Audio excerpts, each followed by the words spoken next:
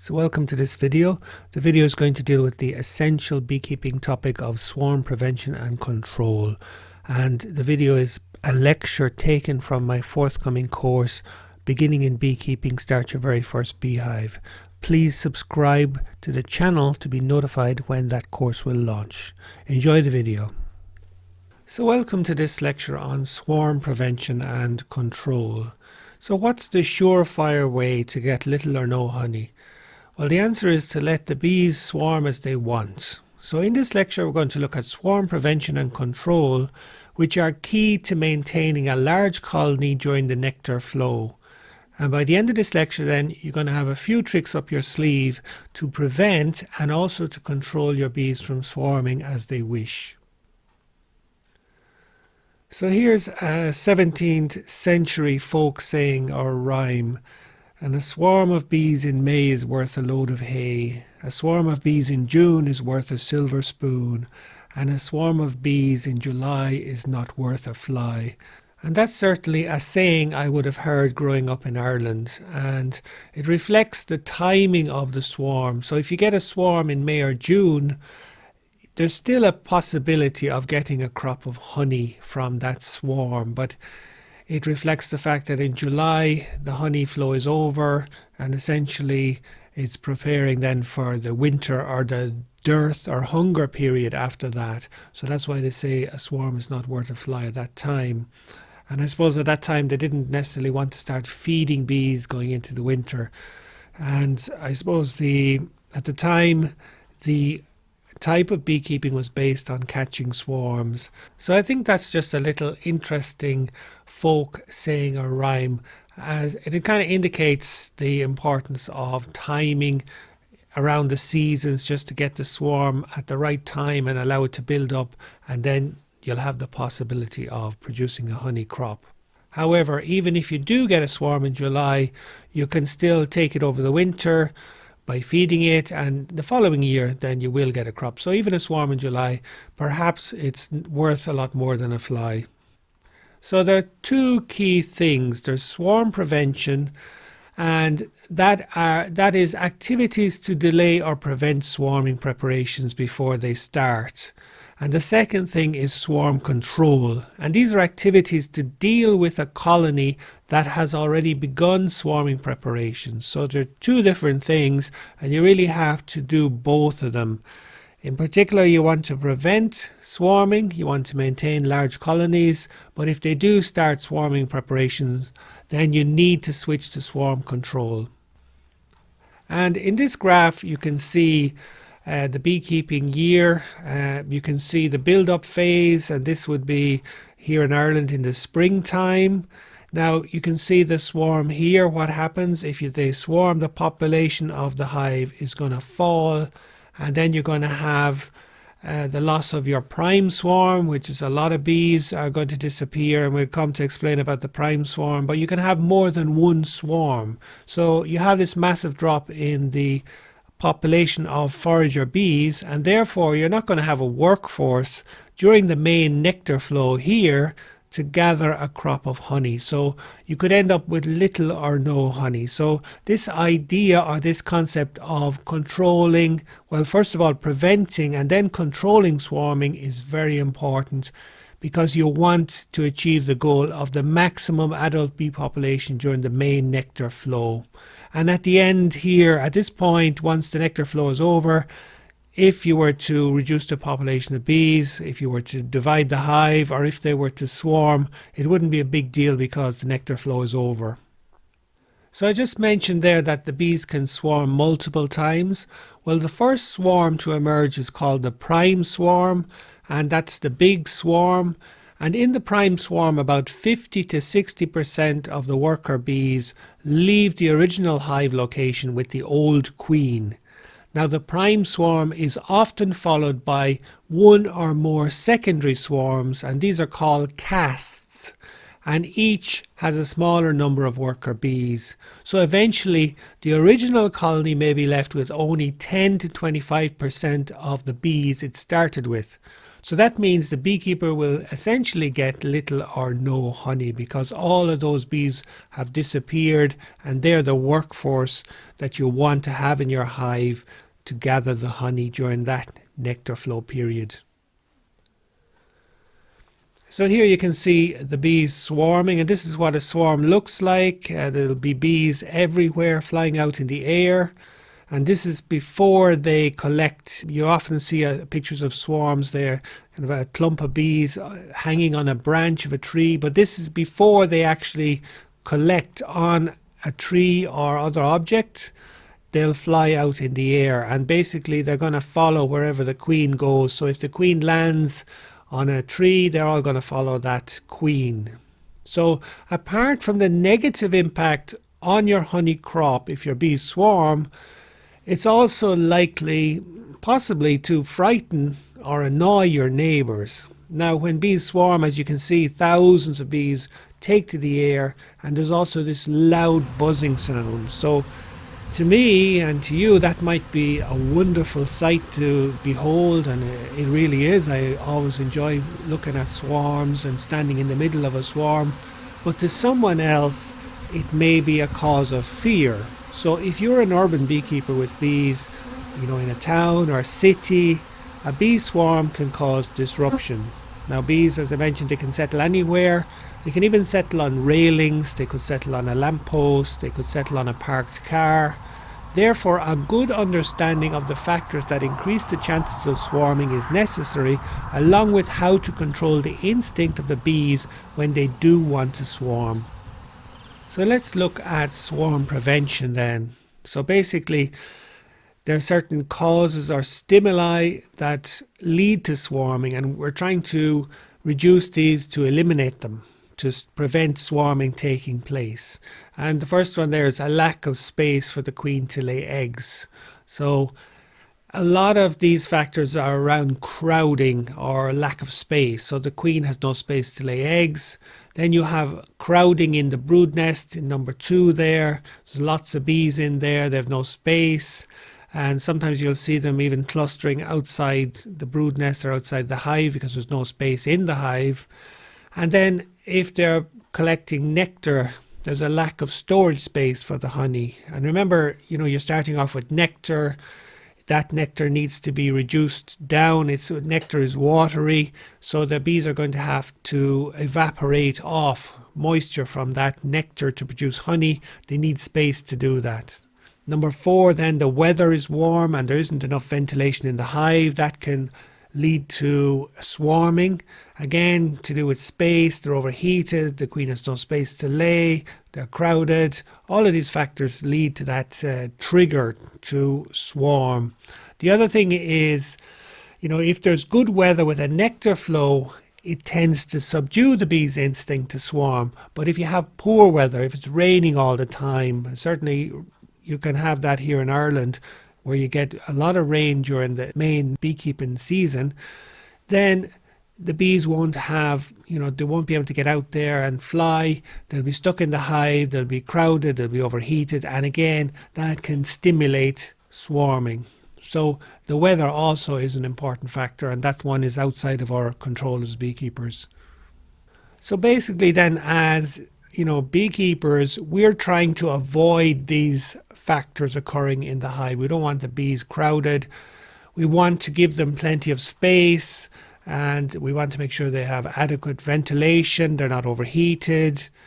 And also, it's good beekeeping practice to replace brood frames on a roughly 3-year cycle. So that means an average of 3 to 4 new frames a year. So that will give the bees a chance to draw out the foundation, to build new comb, and also that helps to deter swarming because it keeps the bees occupied building wax, and that helps to reduce that instinct to swarm. Now, if you started out with a nucleus colony or a swarm of bees, they're very unlikely to swarm in the first year if you focus on prevention. So giving them plenty of space, adding supers when they need it, not allowing them to be overcrowded. And that is what I want you to focus on, swarm prevention. If they look crowded, give them a super box. Add a super box. If the super box is getting nearly full, add another super box. So make sure that they always have plenty of space to build into. That's very important. Now we come to regular inspections. Now during the main beekeeping season, you're going to be checking your bees on a regular basis. Now, for example, here in Ireland, in April, we start regular brood nest inspections for larger colonies to check for signs of swarming. So basically, if you see a queen cup in the brood, that's okay. Now I'm going to come and show you a picture of a queen cup. But a queen cup is okay. It's only when you start to see eggs or larvae in the cup, that's when the bees are starting to make preparations for swarming. And the question is when to start regular inspections. Well, basically one indicator is when the colony starts producing drones. Now the dates I'm giving you in terms of regular brood inspections, I'm giving you an example from Ireland, but of course that's going to be different in different countries. So again, it's back to knowing your local situation and your local circumstances, which is very important. Now here's a picture of a queen cup. You'll see these in the brood nest. They are not an indicator that the bees want to swarm. So if you see them, don't panic. You're going to see them all the time. It's only when you start to see inside here, if you look into these queen cups, if you start seeing larvae or you see eggs, that indicates that the bees are going to swarm. Certainly if you see eggs, it may not indicate that the bees are going to swarm. They may remove those eggs. If you see eggs standing up, that's possibly a sign that they're going to continue building the queen cell out. Certainly if you see larvae in there, then that's an indicator that the bees are going to continue building those queen cells. Now if you do see eggs, it'd be a good idea to double check in a day or two just to see if the bees have removed those eggs or if they have continued to build the queen cells. Now just to remind you about eggs and larvae. So over here you can see the eggs, and then these are larvae here. Now there are different ages. The larvae here are older and they're about to be sealed over where they pupate. But on this side here you can see little small larvae, and they have a little drop of royal jelly that they're feeding on, so they're growing. Now if you see eggs or larvae in a queen cup, as I said, that's an indicator that they're going to start swarming, and that's when you need to take action. And in particular, as I mentioned, once you see larvae hatched out in there, now sometimes they lay eggs. They might have an egg standing up in a queen cup and then they remove it later. So as I said, if you see an egg standing up like that, it means it's freshly laid. They may decide to remove it, but certainly if you do see larvae. So if you see an egg, come back and check in a day or two and see if that egg is still there and they're progressing with swarming. Now the question is, how often do we need to inspect the bees? Well, we need to inspect every 7 days or so. And it's good to have a regular day of the week to check your bees. And I inspect regularly here in Ireland until the end of June. So I would inspect starting April, maybe early May, depending on the strength of the colony. Then until around the end of June or so, I would continue weekly inspections. It's going to be different, as I mentioned, in your country. The seasons will be different. For example, in Kenya, my honey season was totally different. It started in September and went up to December. So you have to understand the beekeeping year in your country and the seasonal cycles of beekeeping in your particular country. So I'm just giving an example from my country. It's going to be different in your country. And again, that's where local knowledge is very important. Now, an important point is that bees can make a queen from any egg or fertilized larva which is less than 3 days old. Now, for the first 2 days as a larva, both queens and workers receive the same feeding. So any larvae that are younger than 5 days from the egg will be okay. Now the bees basically, they can build emergency queen cells from these. The queen does not have to lay the egg into that queen cup for it to hatch as a queen. It could be laid into a worker cell, and the bees can basically turn that If it's an egg or larva less than 3 days old, they can turn that into a queen. That's an important point to note. Now, you can see here the queen cell sealing takes place on day 8. Okay, so if you look here, it's 3 days. They're all 3 days in the egg stage. Then the larva stage is 5 days here for the queen. Okay, and then it's sealed. So basically, after 8 days, the egg is, or the larva is sealed. The egg hatches after 3 days, and after another 5 days, then it's sealed. Now, the important point here is that when the queen cell is sealed at day 8, that's when the swarm can leave. Okay, so if you check on day 7, then you're going to catch the bees before they swarm, and you'll be able to practice swarm control. You've done your best to prevent swarming, but now you have to switch to swarm control. So if you check every 7 days, you're going to get there before the queen cell is sealed, and then you're going to be able to intervene at that point. So let's come on now to talk about swarm control. So with swarm control, you've tried to prevent swarming by giving the bees plenty of space. However, once the bees developed swarm queen cells, as I've told you, now you have that queen cup, you have an egg or larva in it, then that indicates they're starting to swarm and you need to control the swarming. So basically, once they start doing that, it's hard to put a stop to the bees' impulse to swarm. You therefore have to take action to control that swarming. And the big question in beekeeping is, now that I have queen cells in my hive, which have eggs or larvae in them, what should I do? Now, I mentioned before, sometimes you might find an egg and they may not continue, but certainly if they continue to a larvae, you really have to take action. And the question is, of course, what should I do next? And that is a big question all beekeepers have to deal with, because anybody who wants to produce honey, they have to deal with swarming and control that swarming. Now, all methods of swarm control involve splitting the colony in some way, and it's usually with the queen and the flying bees in one part, which becomes an artificial swarm, because if you remember what swarming is, the old queen leaves with the prime swarm, the old queen leaves with a big chunk of the flying bees or the worker bees. So basically you're artificially swarming them.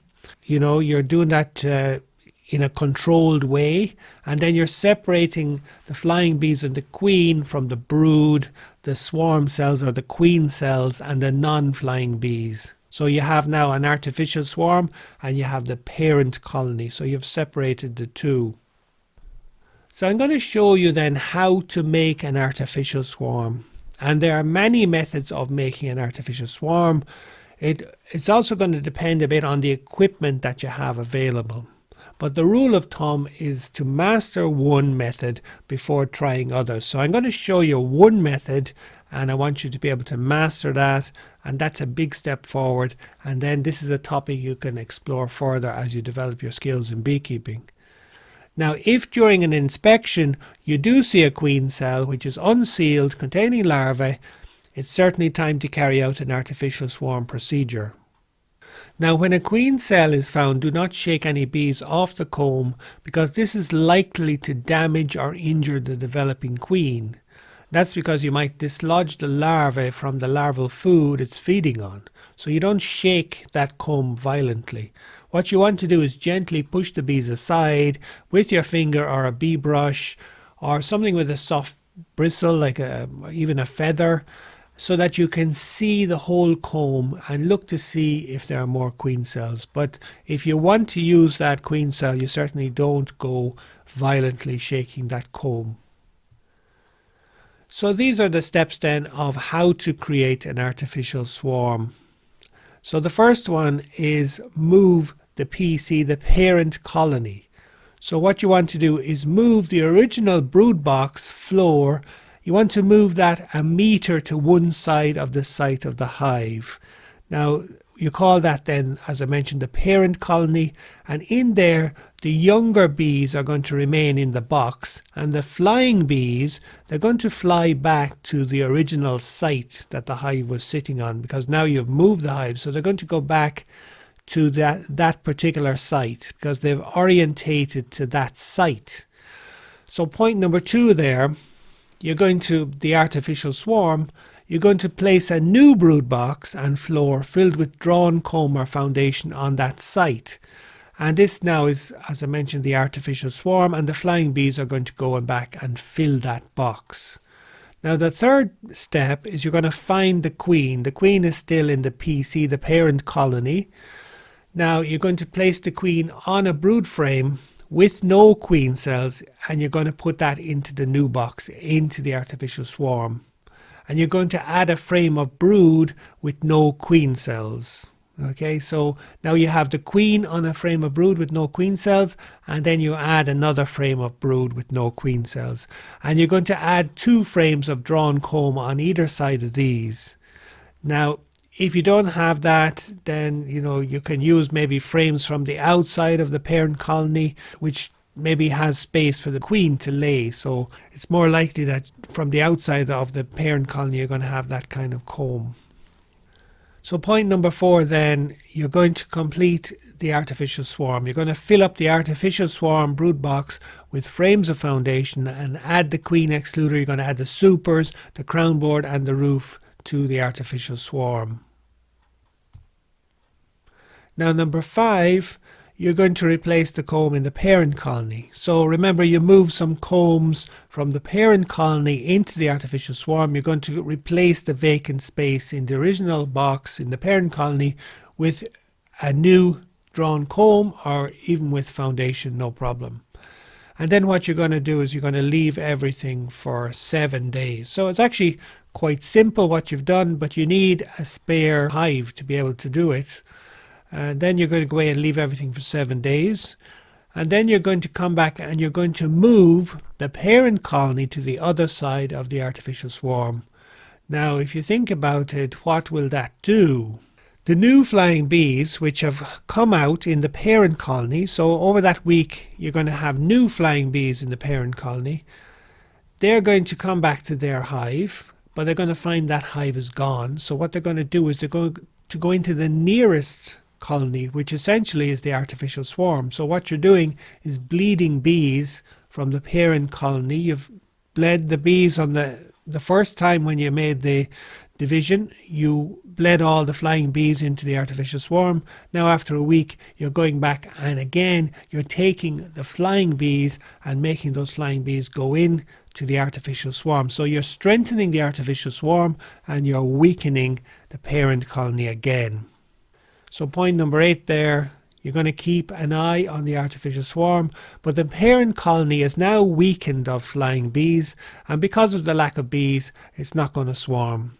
So the first virgin queen then is going to come out and kill the other queens, the other virgin queens. This is in the parent colony, because remember they had swarm cells, so the first one to hatch out is going to kill the others because they won't have the flying bees to be able to swarm. Now what you're going to do also is just continue keeping an eye on the artificial swarm in case they do try and swarm again, because you've maintained a strong colony with a lot of flying bees, so you have to keep an eye on that and continue your regular inspections. Now if you don't have a hive to make an artificial swarm, you could also make a nucleus using a nuke box. Now I'm going to show you how to use the nucleus method to multiply your bees and also to control swarming. And by the way, you can use the nucleus method even when the bees are not swarming if you want to divide your hive and to make another colony. So let's look at the nucleus method then. Well, the first step is to find the queen, and basically you've place the queen on the frame with no queen cells in the nuke box, and you destroy queen cells if they're present on the frame. So you don't want any queen cells with the queen in the nuke box. Okay, and number 2, you add 2 frames of food on either side of the frame with the queen in the nuc box. So you have to give that nuc food. So you 2 frames of food, you put the queen on a frame in the center, a frame of brood. And again, make sure no queen cells in the nuc box, okay, because you don't want anything, for example, to swarm from the nuc box. So no queen cells in the nuc box. Then number 3, you add bees to the nuc box because you're going to need to strengthen that nuc box with bees. So you're going to shake bees from 2 more frames into the nuc box, and then you're going to fill up the nuc box with frames of foundation. So you're not going to leave a gap. So you have to make up the extra space there by adding frames of foundation. And then number 4, you're going to move the nuc. So you're going to stuff the entrance with grass, and you're going to move the nuc somewhere else in the apiary. So now it's going to become a separate colony. And you can remove the grass maybe at dusk after 24 hours if the grass has not withered by then, releasing the bees. So now you have a nuc. It's like a separate colony with the queen inside there.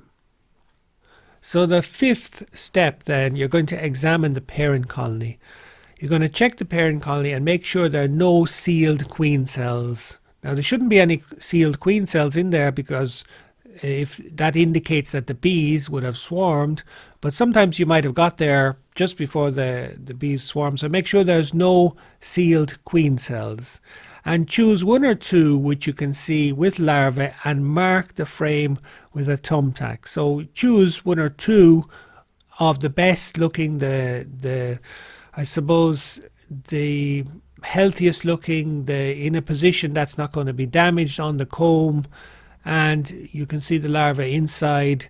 So choose 1 or 2 and then just mark the frame with a thumbtack on top. So now you've indicated where those queen cells are that you want to hold on to, or that you think are going to be good queen cells and are going to go on to produce a queen. So you've marked those, and again, never shake a frame where you're going to raise a queen from, because that might dislodge the larvae. Just you can gently brush the bees aside if you want to have a look. Do not shake. Now what you're going to do, number 6, is reassemble the parent colony. So in the parent colony then you're going to fill the gap. Remember you move some frames to the nucleus box. So you're going to fill the gaps with frames of foundation to replace the frames moved to the nuc box, and you're going to add back the queen excluder, the supers and the crown board and the roof. Okay, remember the parent colony, you haven't moved it, it's on the same site. So you've only moved the nucleus box with the queen away. So number 7 then, you're going to leave for 7 days. Now in 7 days you're going to check the queen cells on the marked frame. Now remember you marked the frames where the queen cells that you chose were located, so you may have put an X on it or put a thumbtack to mark it. Now what you're going to do is check all the other frames and destroy all the other queen cells that you find. Now you can shake these because you're not going to keep them, but only leave 1 queen cell in the colony, just 1 queen cell. So remember you perhaps kept 2, so choose 1 of those, destroy all the others. You can remove them with your hive tool and just keep 1 queen cell. So going on to point number 8 now, after 3 weeks then, you're going to come back to the parent colony to check if the new queen has successfully mated and is laying eggs. And if anything has gone wrong, you still have the old queen in the nuc box as an insurance. So potentially you could reunite the bees in the nuc box with the queen back with the parent colony. And I'll show you later in the course how to unite bees using the newspaper method. So let's recap then on this lecture. And in this lecture we've looked at swarm prevention and control. And I also want you to check out the resources that go with the lecture. There are 2 great resources online for free. There's one by the Welsh Assembly Government. There are queen cells in my hive, what should I do? And then there's another one by Wally Shaw, and the Apiary Guide to Swarm Control. And these are really very useful documents. I have attached links to these in the resources. So in the next activity then, I'm going to show you how to make an artificial swarm practically in the apiary. And the following activity, I'm also going to show you how to use the nucleus method to control swarming. So see you in the activities.